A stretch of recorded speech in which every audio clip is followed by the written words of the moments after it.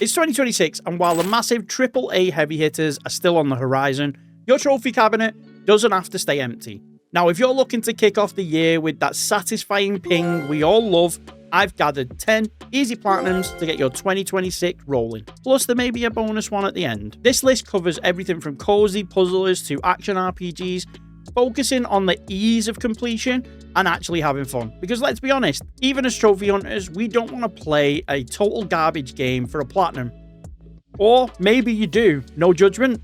And stick around to the end because there's a bonus ultra easy one you can basically platinum by accident. If you enjoy this kind of content, drop a like, subscribe, and let's get straight into number 1.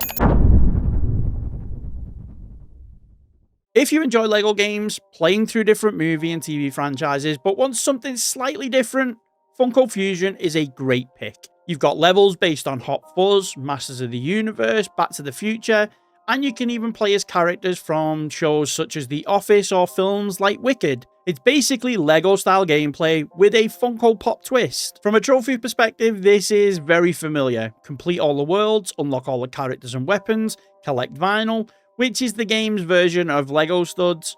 There are no missable trophies, nothing skill-based, just pure cleanup. Now, this is a 2 out of 10. You only need to play through it once and takes about 20 to 30 hours to complete.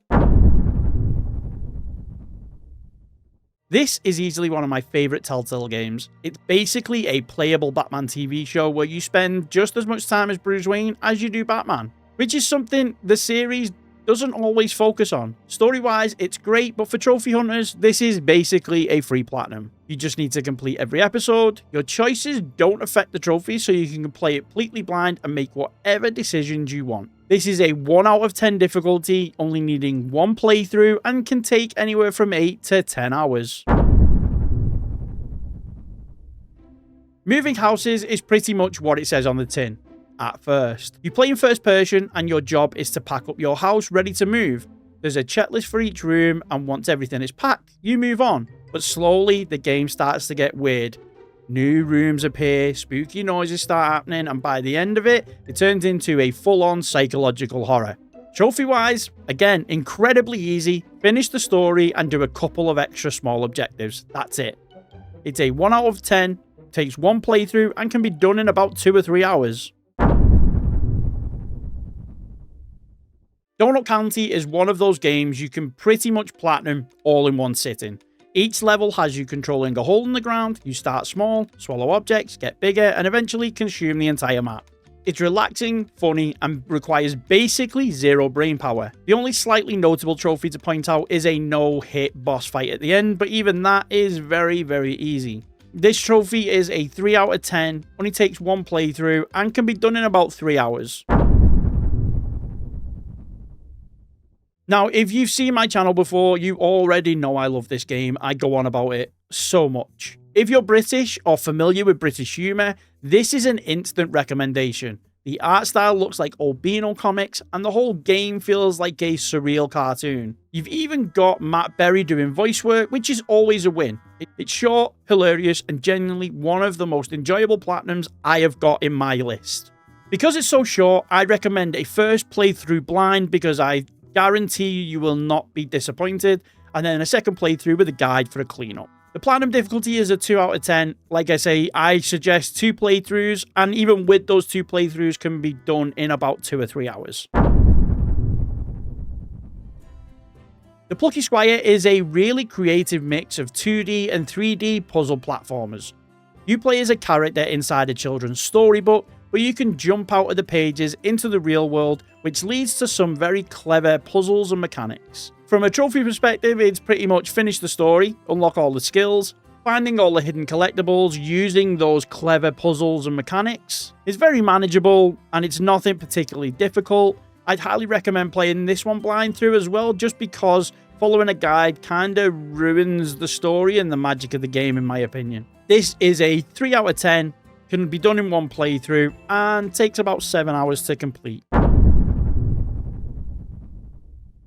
Atomfall was constantly described as the British Fallout before release, and while there are some similarities, it's definitely its own thing. You wake up in a bunker with no memory, set in an alternate version of the Lake District after a mysterious disaster, and slowly uncover what's going on. Trophy-wise, this is very approachable. Everything is story-based, there's no offline trophies, and there's no real skill required. It can take multiple playthroughs, so I do suggest just looking at a guide to see what mission you need to get up to before saving, and then from there, it's very much like Fallout New Vegas. As soon as you do that point, you can do all the endings in one. This is more about exploration and choices than actual mechanical difficulty in the game. It's a 3 out of 10, can take 1 to 2 playthroughs depending, and it can take about 15 to 20 hours to complete.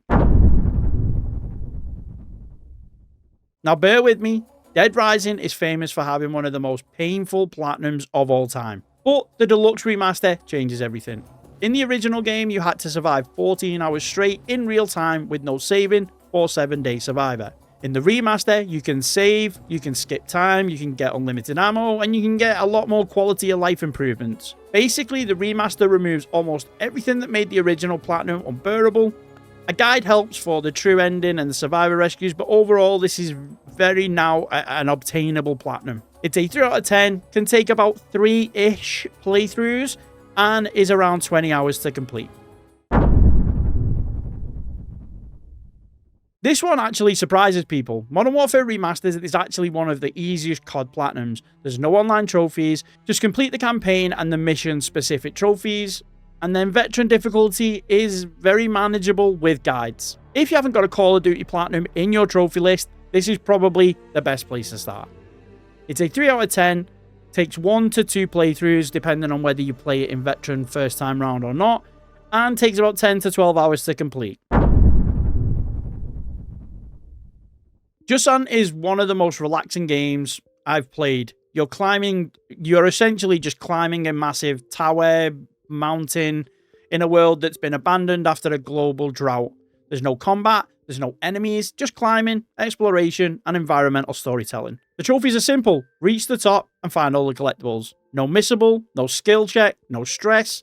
So 2 out of 10, takes 1 playthrough depending on whether you follow a guide, and 2 to 3 hours to complete.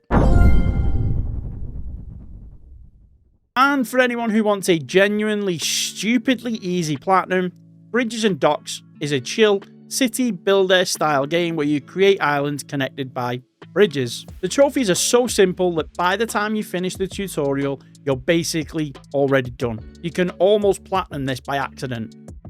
It's a 1 out of 10, 1 playthrough, and is about an hour at most to complete. And there we go, 10 easy platinums to start 2026 in the right way. Some of these take a few evenings, some of them you can knock out in an afternoon, but all of them are low stress, low skill, and perfect padding, and perfect for padding out your trophy list. If you want to see full guides for any of these, check out the playlist and drop your own easy platinum recommendations down in the comment. And until next time, peace!